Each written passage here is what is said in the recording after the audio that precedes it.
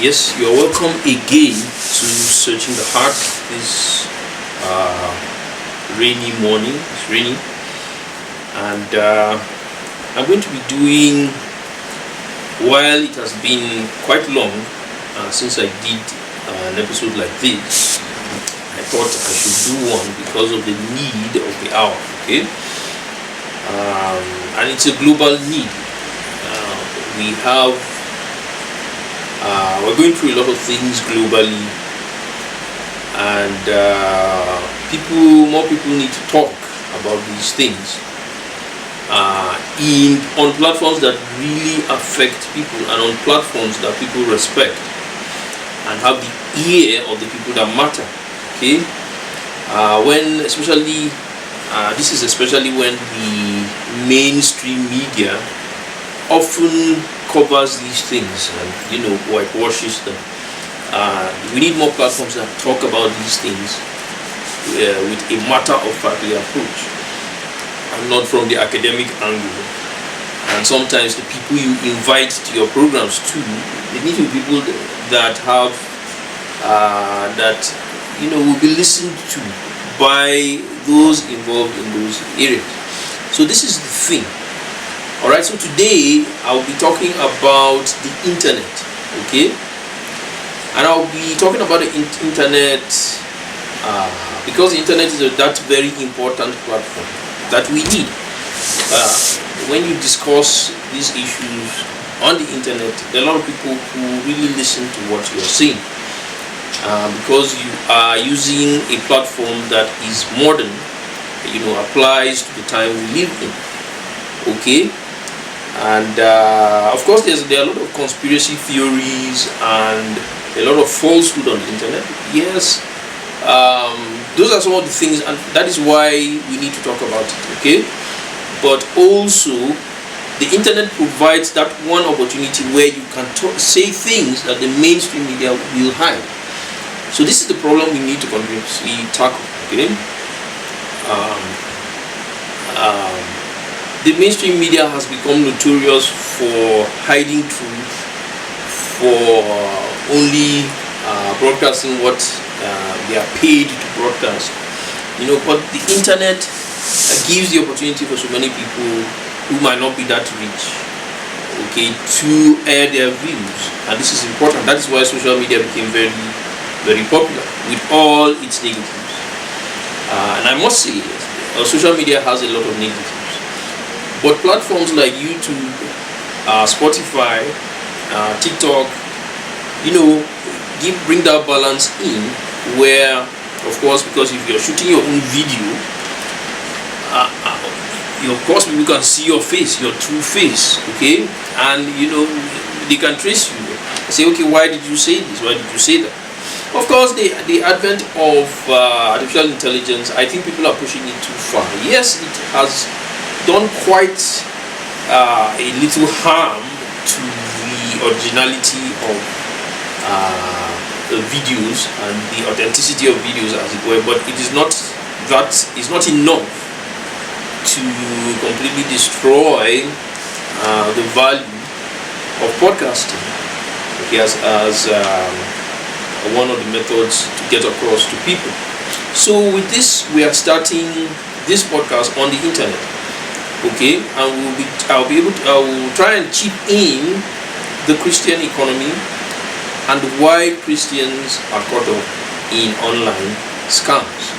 Okay, why Christians are caught up in online scams. So let me start this way. So I've done one or two episodes on the inability of Christians, and especially Nigerian Christians, to understand the Christian economy, okay, because it is not a core of Christian teaching, okay. Christian teaching revolves mainly around, of course, the moral foundation, which are the Ten Commandments, and builds up onto the advent of Jesus Christ, okay. And somehow, although there is a lot of discussion of the economy within that, Christian clerics over the ages have succeeded in pushing this away and not really interacting with the people as to the economy.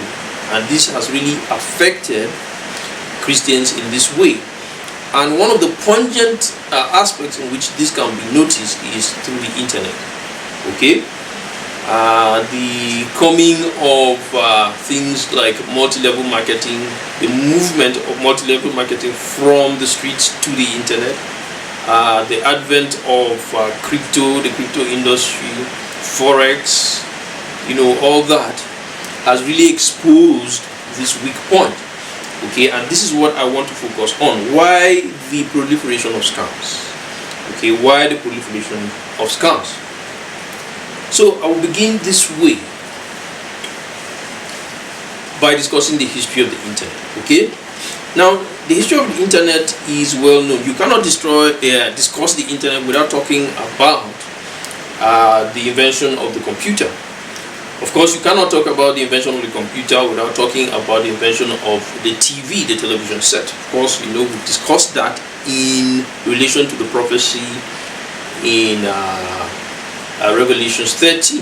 Okay, we know the role that is playing or possibly playing, and I'm not the only one who has that view. It's a very old view, and it started with the television industry. Okay, the television became so powerful and became a tool of passing ideas and propaganda.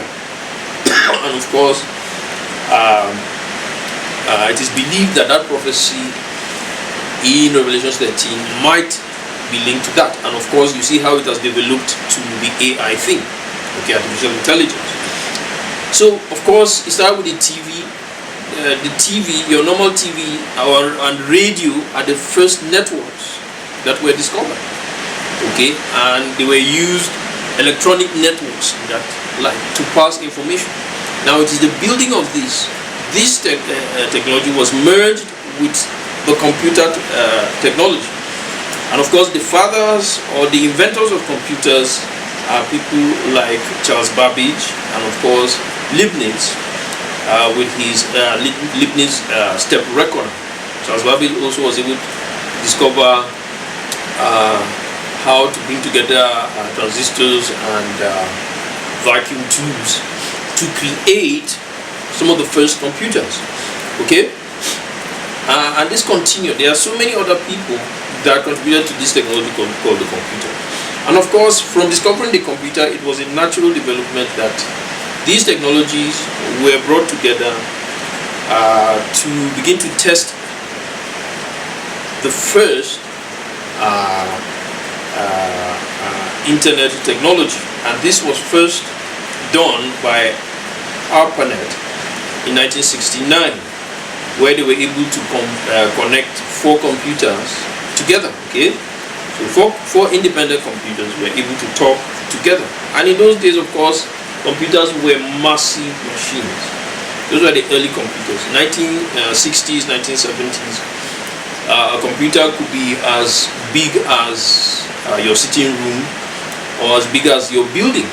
Okay, if you have something like a 3-bedroom building or a 2-bedroom building, a computer could take up that space. Okay, but they were able to make in ARPANET to make 4 computers talk with one another, and this began the first steps towards creating a network of computers. Network of television, of a network used to broadcast television already was existing. Of course, radio networks were already existing, founded by people like Tesla, of course, and so on and so forth. But the computer was a more complicated machine, and this was the first time it was used to create a network. Okay, and that created the internet, and it grew, and the culmination of this was in 1991 when the internet was made available to people around the world to begin to use. Okay, we all know that by 1995 it was already in Nigeria. Okay, by 1995 this technology was already available in Nigeria, and of course, finally the discovery of the internet itself was credited to a man called J.C.R. Licklider. J.C.R. Licklider. Okay, he is attributed with the title of the father of the internet. But we will look at the contestation to this after this show. Discover a transformative journey into the kingdom of heaven. Following the initial publication, the author dives deeper with two insightful follow-up books. Ever felt disconnected from God even in worship? Explore how God's unconventional ways can transform your life. How can you align with divine plans, avoiding distractions? Find answers in The Kingdom of Heaven on Earth and The Three, Illuminating Christian Truths and Prophetic Practices. Unlock profound insights guiding you toward a deeper connection with God. Don't miss out. Dive into this enlightening exploration today. Click the link on the caption to get your copy.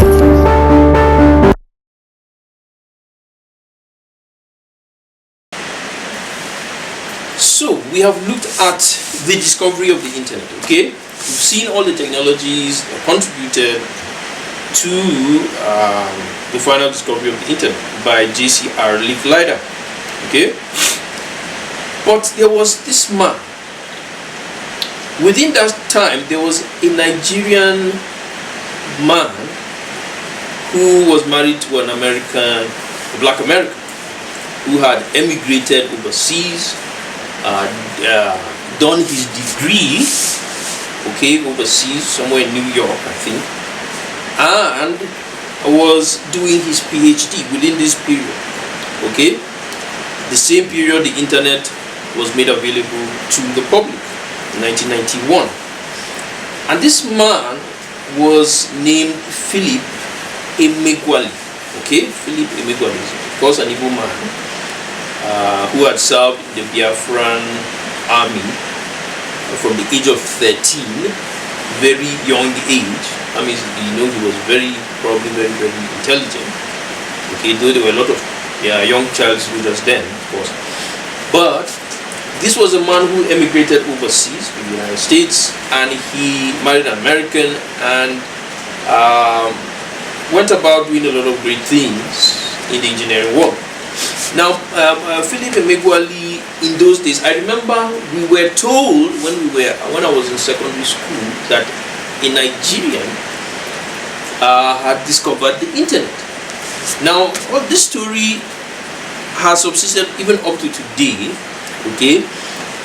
But if you look at the facts, if you Google the facts, you discover that though Philip Emeagwali still attributes to himself that title of being the father of the internet, he is not actually recognized globally with that, because seemingly it is said that the university he was doing his PhD at that time denied him of that title or that discovery, okay? And many of his peers have denied that, okay? But if you see the dating, of course, you know, the academic world is like that. People work together, okay? Nobody comes up and just, you know, just does everything. Occasionally it happens when one person discovers one thing, but he's always standing on the shoulder of giants. That is the world that we live in. And it's not, it's like that also for the academic community, okay? So definitely, if his university denied him of a PhD from that university, definitely you know that it will affect his progress in developing whatever he was developing.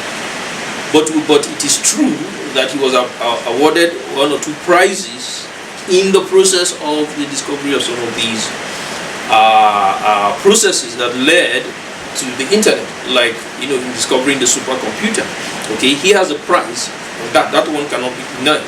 There's a prize in that. Okay, and he claims, of course, to have been one of the first that developed the hypercube. Okay, so this is the man called Philip Emeagwali, who was a Nigerian. Okay, and up to today he sees himself as a doctor and as a professor and as the father of the internet. So that is the issue here.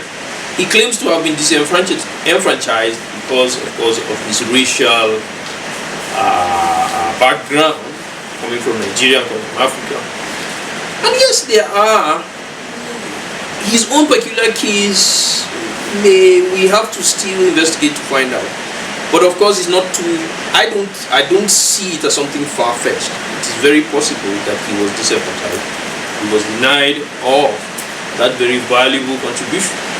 As we know, many of the blacks in the United States also complain about this. Historically, they have been involved in some of the great discoveries of the world and have been denied. And of course, we will not laugh at him or deny that claim. Okay? But this is the issue.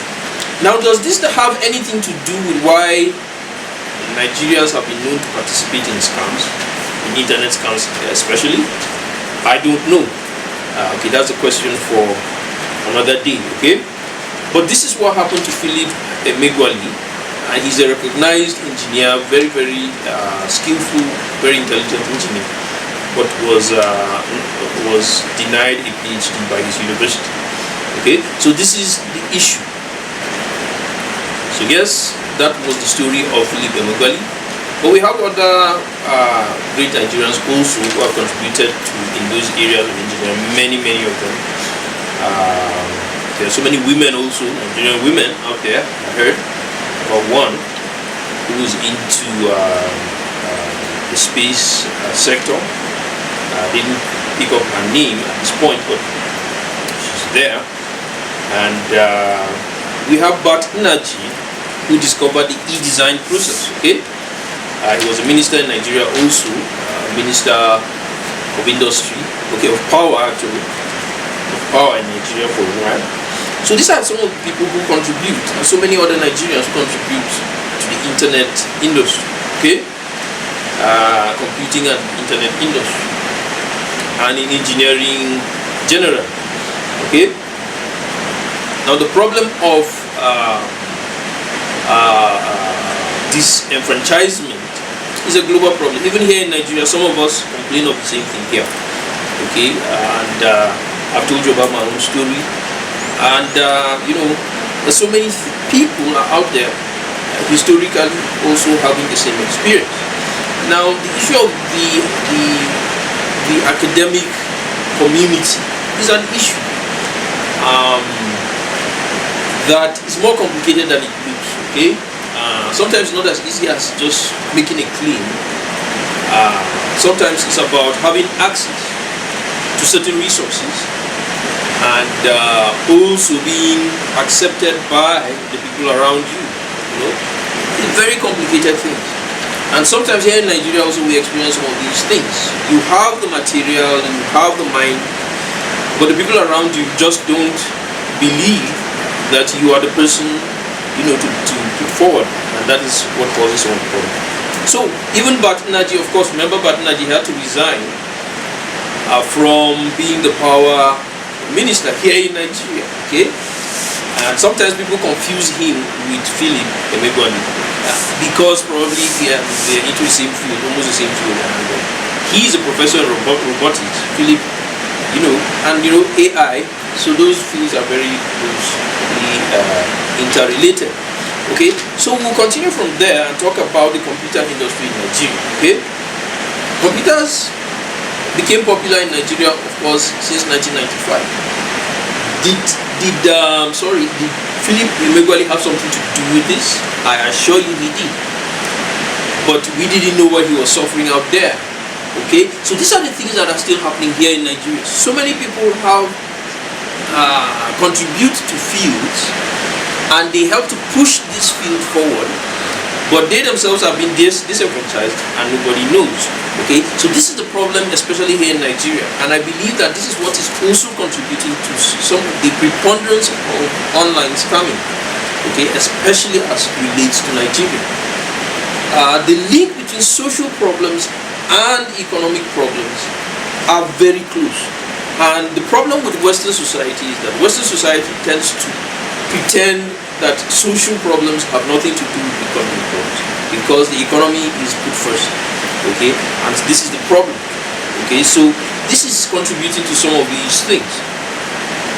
Computers came into Nigeria, became very popular in Nigeria around 1991 through to 1995. And I remember I was a little boy then when the rave started about computers, and we got involved, started learning how to use computers and to work with computers. Okay, the internet became popular a few years later, maybe around 1998, 99. And yes, it also caught the flame. Okay, we got the flame. And of course, computers, business centers came up in Nigeria. Okay, and what were they used for? It was basically to replace the typewriter.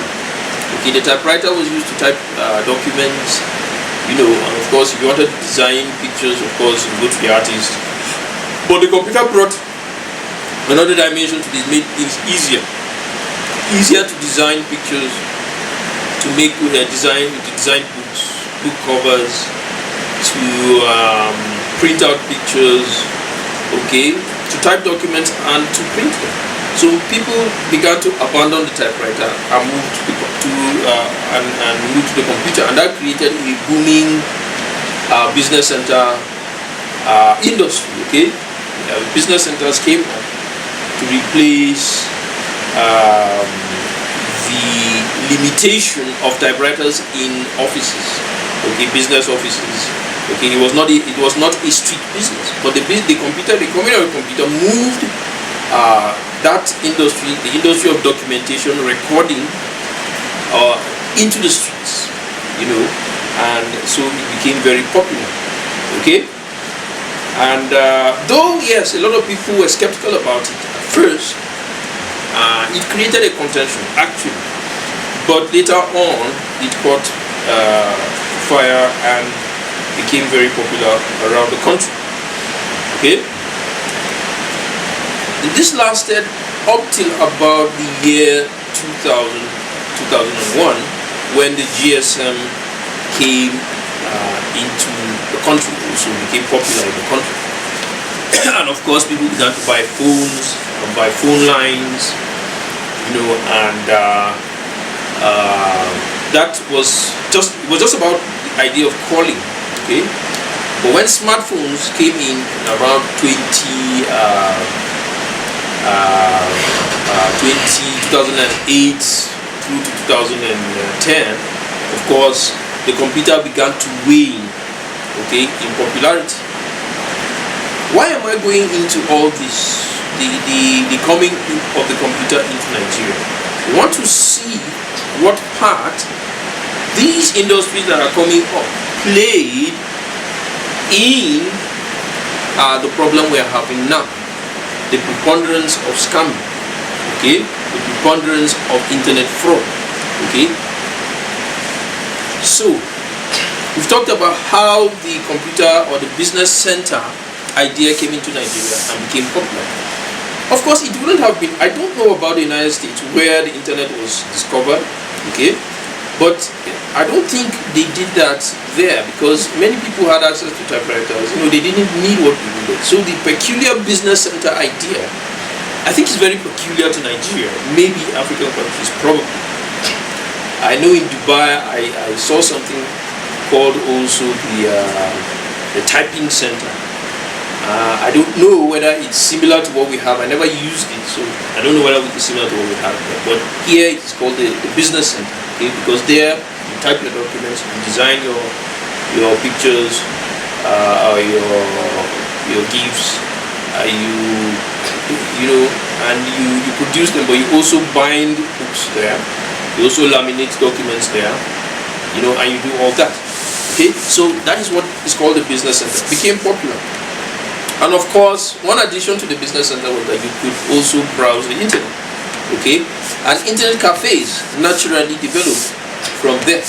But of course, the business center was uniquely different from the internet cafe. It's totally different. And so the internet cafe became very popular also, because smartphones, people didn't have smartphones. But around 2000, from the year 2000, 2008, sorry. 2007, 2008, 2009, smartphones became popular and business centers began to wane.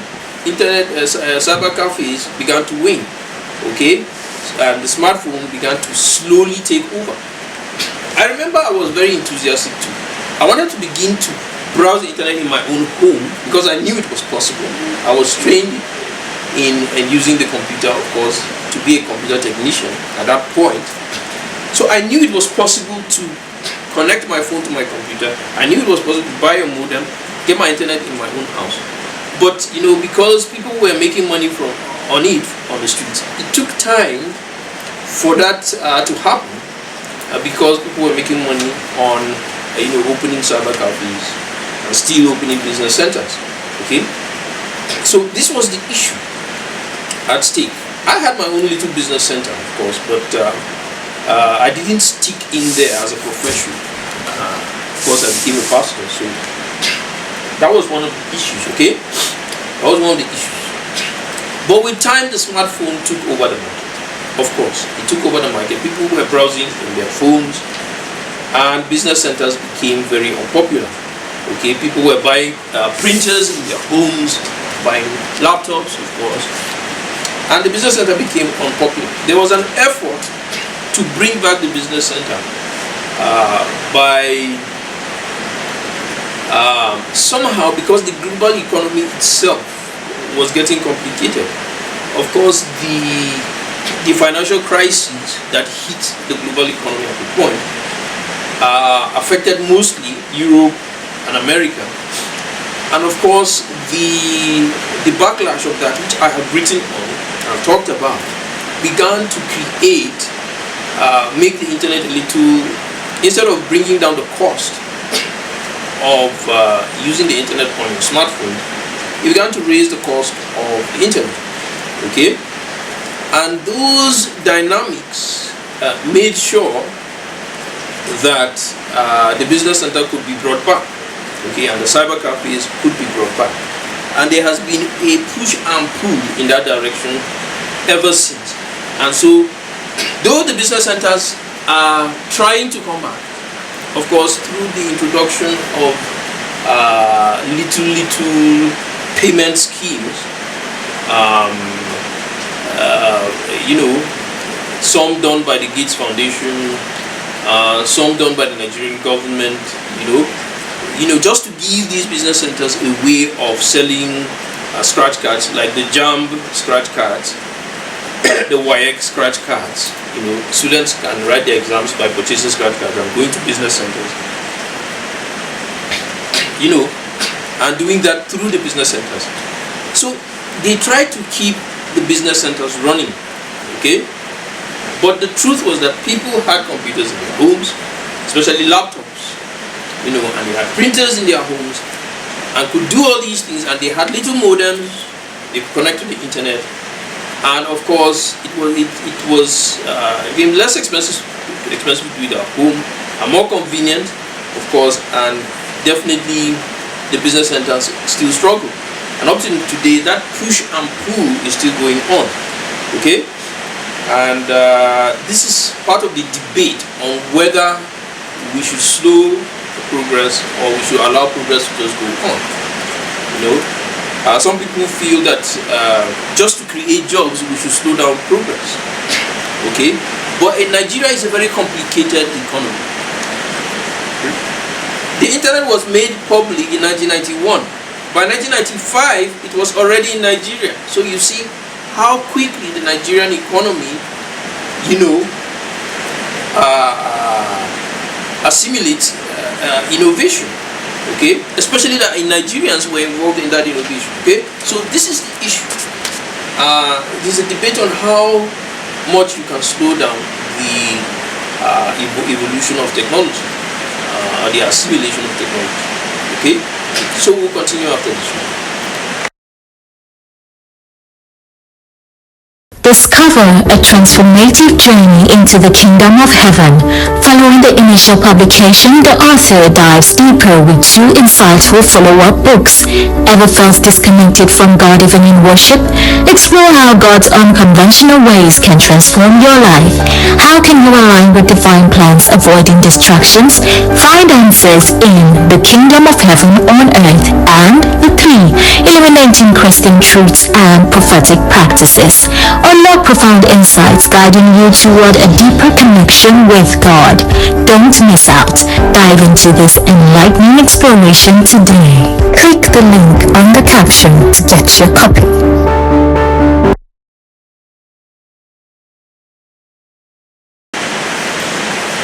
Right.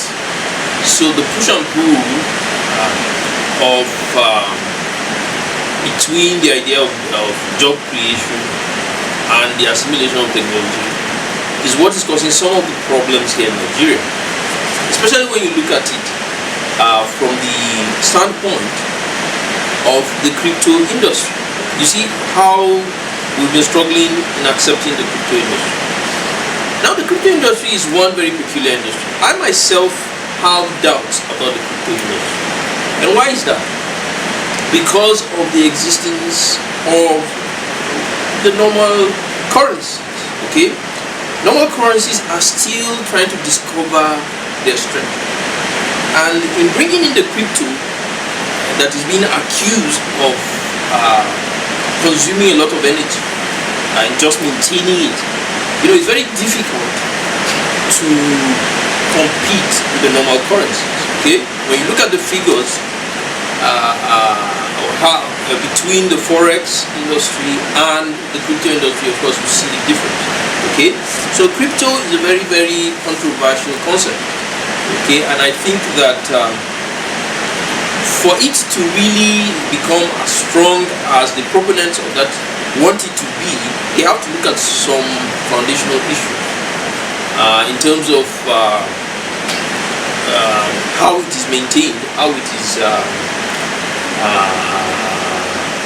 the very foundation of how it is created and maintained. Okay, for it to really make any sense. Okay, so this is part of the complication that when we are still dealing with the issues of the business center and the advent of smartphones, we have to deal with the crypto also, and we are still dealing with forex. So those ideas have to be looked at together so that we can really understand what we need to really manage the problem and not create another problem which it seems these industries are creating. Okay? If we had a free economy globally, if most countries of the world adopted a free economy, let me tell you, the internet will work very well because there will be a lot of trade between these economies. And I believe that is what Trump wants to do. Strangely enough, although he has come at it with a very confrontational posture, but of course, you can't really solve some of these problems without being a little confrontational. Okay, so we need an economy that is based on some form of mutual respect between the players. Okay, for the internet to really work, if there is no mutual respect, it cannot work. Okay. Like some of the things we've been experiencing, which are being corrected as it is right now, little by little, but we're not sure how long it's going to last. There's this idea that just because I have access to the internet, I must be making money from it, which is not true. Okay, like I've just explained to you, Nigeria is still struggling with those ideas. Now there are aspects that are working very well, but they are working with a lot of difficulty, like the delivery business, for instance. Okay, people like companies like Jumia that has been there for a very long time, like Gigi, like one or two others. Okay, are making money because they have been trying to acclimatize. Okay. Trying to stick in there to solve some of the problems associated with the delivery business, but they are surviving within the Nigerian market. Amazon had some problems some time back, but I think that they have tried to resolve that. Okay, so this is the issue. Okay, it's working, but the problems are more sociological. Okay, some economies prefer the social economy, okay, the communist economy, and when you're dealing with such economies, The internet is a fragile thing, okay? But a free economy works and survives and is able to assimilate the internet and works very well with the internet, okay? But there has to be mutual respect. The basis of the internet is on the free information,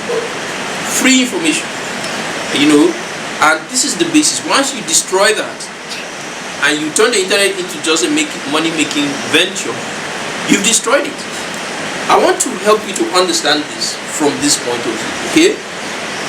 How did Bill Gates and Silicon Valley as a whole make their money?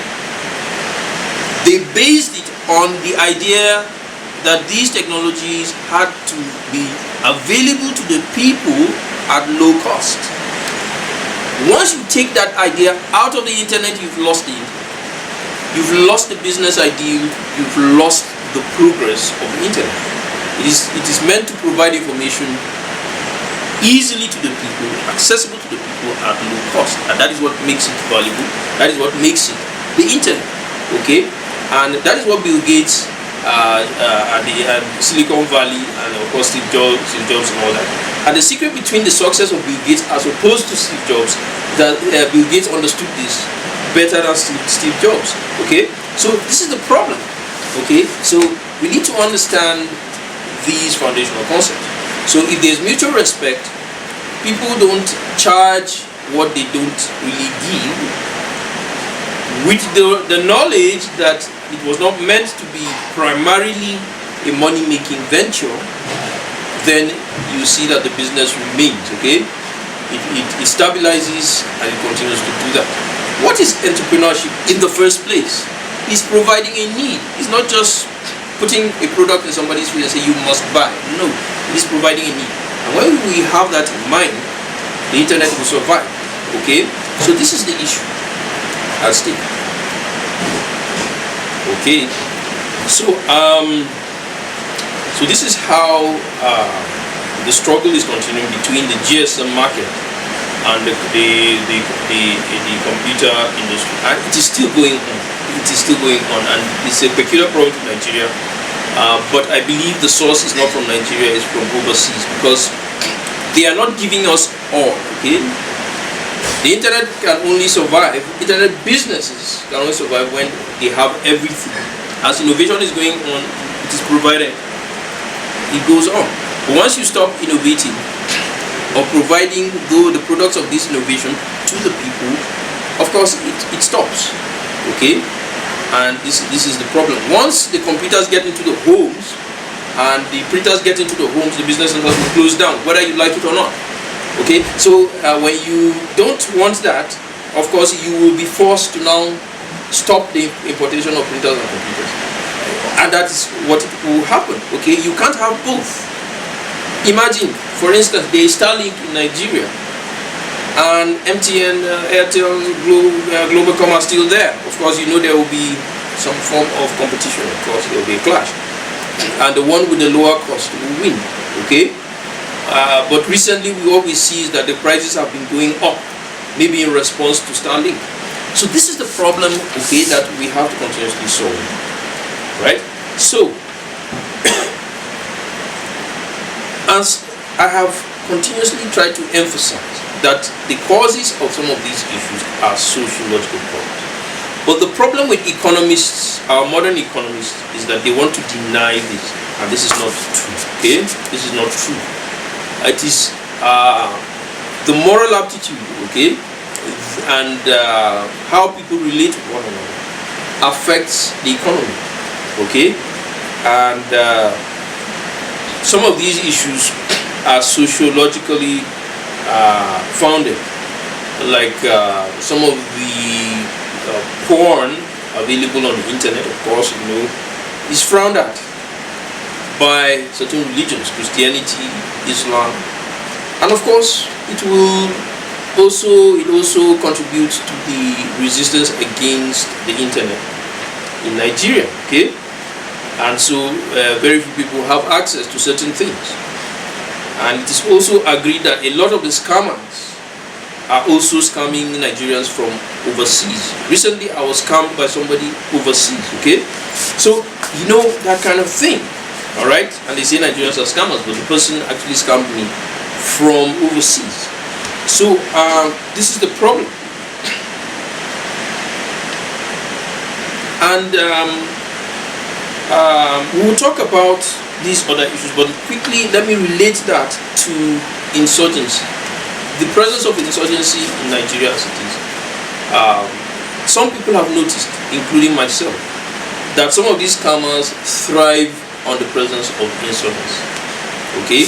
Because people are losing jobs, people are trying to run overseas, like I've mentioned before, and because they want to go overseas, there are a lot of people providing scholarships, a lot of people providing access to immigration,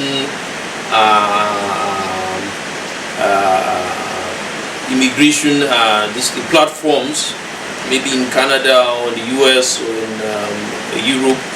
And of course, they open up an office and they begin to offer these services to the people. And of course, naturally, some people will pay a lot of money and will not get those services. And some of it is being done fragrantly, okay? I mean, they don't even process it. Like what they did last year to me, you know, they asked me for a credit score. And I paid for the credit score, okay, for them to give me a credit assessment. But the problem in Nigeria is that the banks don't offer any credit assessment, okay. So I paid for a credit score or credit assessment, okay. And you know, the problem is that to get a scholarship, of course, you need to present a credit assessment, okay. So I paid for a credit assessment. And this person presented me with a credit assessment, okay?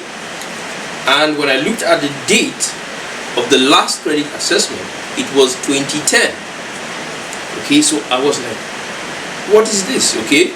But this is that year was 2024, okay? So, of course, no reasonable company will give me a loan, a study loan, based on the credit score of 2010. Well, actually, I'd opened the bank account just a year before that. So, you know, there was no way I was going to pass the credit rating. In Nigeria, these things are not used. There's nothing like credit score, okay? Credit score is used in the United States, okay? Except if they've just brought it now. So there was nothing like that. My credit assessment, that's the bank account I've been using since that time up to today, but the credit assessment was of 2010. So this is the problem with the system, okay? They claim to provide a service, but that service is totally non-existent, okay? And so what I did, I went to the platform offering that loan assessment, okay? And I tried putting the different figures. So whatever information you put there, the result would be no loan. If you have all the requirements, the result will be no loan.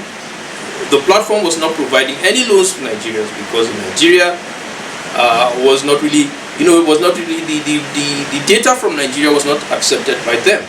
Okay, and this is what these companies fail to tell us while accepting our payments, while accepting our documents as collateral for providing us with student loans. And so in that sense, that was a scam by itself. Okay, and these organizations are still operating with offices in Abuja, offices all over the country, as legal entities providing loans and providing scholarships to Nigerians. Okay, and so many other scamming methods of scamming Nigerians. Okay, so depending on the fact that Nigerians are trying to run away from the insurgency, run away from kidnapping, and providing these fake loan schemes and immigration services. Okay, so this is the problem. So this is what this sociological and social-religious crisis is creating. Okay, This is what it is creating. So that is about that. Okay, so and this is coming from the failure of the relationship between the Nigerian government and some of the governments of some of these countries. You know, recently Nigeria is trying to join BRICS. That's a sign that Nigeria is beginning to take sides, okay? Because there's no, the trade relationship is not fluid, it's not very cordial, okay? So this is the problem that is going on. The computer is already here, the internet is already here, but the relationship is very bad. Before I round up on this area, I also want to talk about social media as a concept. Like I said, certain social media platforms are doing very well. I like TikTok, Facebook, and YouTube, okay? But others are struggling, okay? Others are struggling. And in the sense that they are not really providing any service. Yes, they are helping Nigerians to communicate easily, especially when it has to do with protecting themselves and their rights, okay? Yes, but sometimes it is not, like Facebook actually did well in refusing to charge for the service, okay? I recommend Facebook for that. They refuse to charge for the service, and that is very right, because the basis of the internet is on freedom, free communication. You buy the data anyway, so you are now able to communicate at very low cost, okay? You are able to get information at very low cost, and that is the whole concept behind it, okay? But when some people tried to create jobs on Facebook that were not really there on ground, this is what the problem that came up, okay? They were creating jobs on Facebook while it was difficult for people like me to go to my place of business on a daily basis, and yet people wanted me to post on Facebook. What am I going to post? You know, so this is the problem, and I believe that we've gone through the most difficult times, but we are still, some of these things are still affecting us, okay? And these are the things that we should know, and that is the reason a lot of Christians are caught up in this. The economy has been deteriorating since 2012, and yet some of the leaders, especially the elite, refuse to accept this fact, okay? The government has done its part. I'm sorry to say, I'm not one of those people who come out and say, government. Government has problems. But who are the government? Government is the people. They are the people, okay? Like the Goodluck Jonathan administration tried to bring in those policies that will change, that will go along with the trend, and so expand the economy, okay? But they were rejected by the opposition, and many of the youths not really thinking about it, just joined, okay? The Buhari came with the socialist, Buhari government came with the socialist agenda. The same thing happened. He was rejected also, for whatever reason. Maybe by his own opposition, which was the party that was in power before him. Okay, so this issue, like I have said, in my view, politics is the problem in our country. Politics is a problem, and when we reform politics, we will reform a lot of things in Nigeria. Okay, we don't oppose people just for opposition's sake. Let's oppose people for the fact that we want the best for the country, and if somebody is doing well, we should back him up. So Buhari failed in his socialist agenda. He was forced to, operate a mixed economy that was really not realistic. And this is what we are seeing in the Tinubu administration today, coming to now remove oil subsidy, forced to remove oil subsidy, and of course is taking us in the opposite direction, even though he's from the same party. Okay, but we see the same confusion in that he is doing it without a lot of confidence, because of course he is stepping on the toes of his own friends. So this is the problem that we see. These social problems are now in turn affecting the economy, and of course we know that the social problems, some of them are from the church, from Christian churches, who want a socialist economy, but they don't know that the Christian church does better in a capitalist setting. Okay, so this is the problem we are facing. Okay, And some people are saying that's the reason we have a Muslim presidency. Okay, the president is a Muslim, the vice president is a Muslim. That's very difficult in Nigeria, but it happened because a lot of Christians align with socialist thinking. Okay, and this is what has destroyed the Nigerian economy, I must say, because many Nigerians practice capitalism. So you can't be getting money from the government while making money on others. A lot of that is happening. It's a lot of corruption. You get money from government, and yet you're charging for the services you provide to people. So it's a kind of hypocritical, very unbalanced economy, and it's creating a lot of poverty and a lot of unrest. Okay, so this is what we need to understand. So we have talked a lot about so many things, but one thing I want to emphasize is the possible cause, foundational cause of this thing is the theft of intellectual property. Okay, and some of it comes from Western nations. I was listening to Destiny.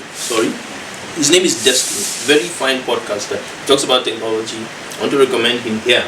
Okay, he's a Christian, talks about technology, and a very good podcaster.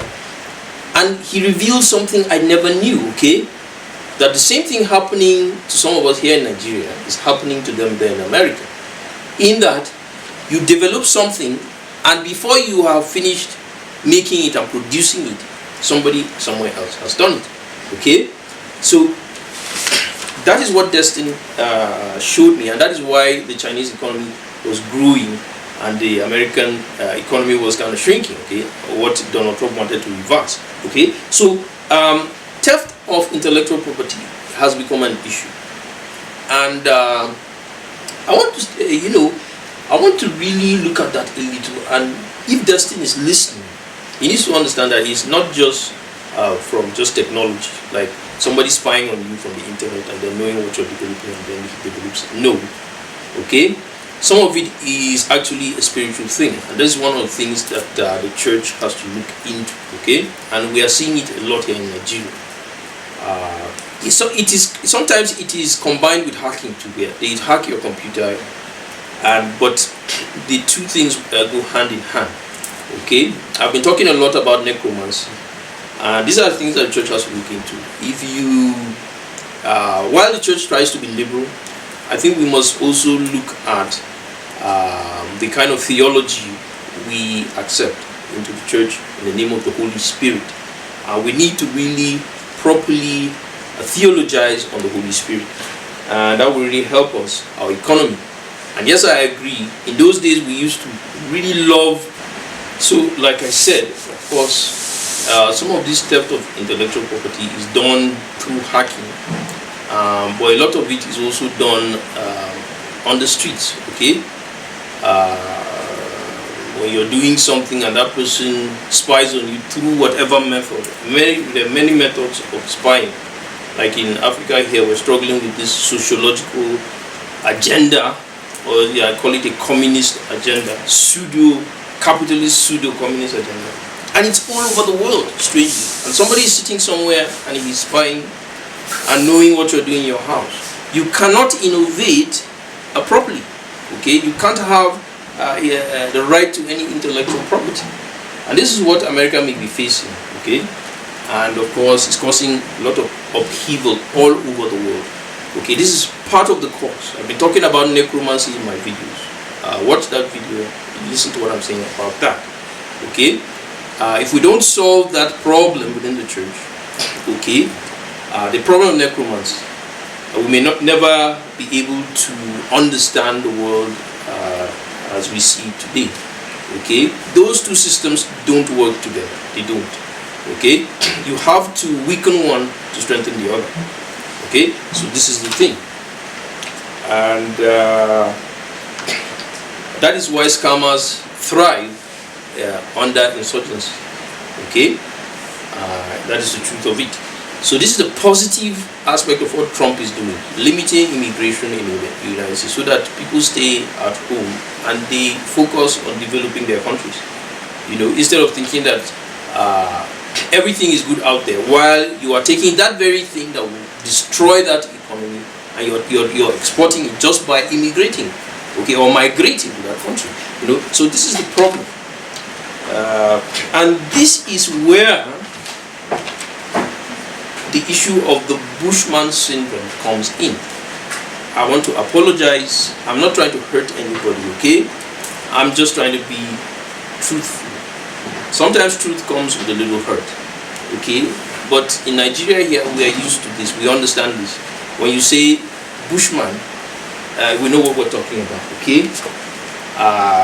When the TV came first, okay, I know some of my people from the village will come, and when they saw it first, they were looking at the TV and they were like trying to discuss with the people in the TV. Because in necromancy, it can happen, okay? It happens, okay? They were trying to discuss with the people in the TV, and it took my dad to tell some of his brothers when we were little, don't do that, they're not listening to you. So, there's what we call the Bushman syndrome, okay? If you've never seen something, of course, you'll be uncomfortable around that. Yes, and it's a normal thing. Everybody experiences it. I remember when I went to Dubai, that was the first time I was on an escalator. It took a lot of strength for people not to laugh at me there. And even elevators were difficult for me, because here in Nigeria we don't really have elevators that much. We don't have high-rise buildings. Okay, so I was a bushman in Dubai. Okay, that was the issue. So the Bushman syndrome, though, is becoming an international problem, I must say, and it's affecting a lot of the pricing of goods. Okay, like the overpricing of internet services. Okay, sometimes people, you order something on the internet and they don't deliver it, or they deliver it half and half, and they still take your money. Some of it you can attribute to the Bushman syndrome, because the person he was brought up in necromancy, and they have I remember some of our friends used to call Bluetooth, witchcraft. Okay, because in witchcraft there is Bluetooth. Okay, the internet is there in witchcraft. Okay, so there you don't pay for anything, it's free. Okay, so he believed that this guy must be very stupid to even give me money, and so I must be doing something extra. So he can get your money without giving you any of the goods. For him, he has done the work. Okay, so the Bushman syndrome is there, and it is affecting the global economy. It's there in the United States, and it's becoming very difficult. I remember on 2 instances, I subscribed for a product, and the company would just, at the end of the subscription, just go into my account and just take the money out. And I was like, what? I didn't give you the go-ahead for that. In fact, let me tell you something. In one instance, I subscribed. I'm not going to name the company, okay? I subscribed, and I could actually not blame them for that. But in the other instance, I didn't subscribe to it. They just went into my account, pulled the money out, because the person feels he's doing something more than what he's actually doing. Okay, that is the Bushman syndrome. Okay, technology is magic. Okay, he wants to make all the money. In the olden days, the witch doctors made their money, of course, from that. So he wants to make all the money because he is seen as the witch doctor, providing you with all you need, and you must be making a lot of money from him. So this is the Bushman syndrome, and we must correct this. And it is becoming a global phenomenon. It's a problem we must solve. Okay, part of those videos on necromancy. Go to those videos, and you will understand what I'm talking about.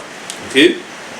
And this has also created a pseudo-capitalism where, it is for the good of the person selling the product, but it's not for the good of the person buying. Okay, so this is the problem.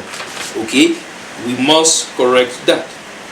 Finally, before I round up, some people want to attribute this to the Shylock mentality.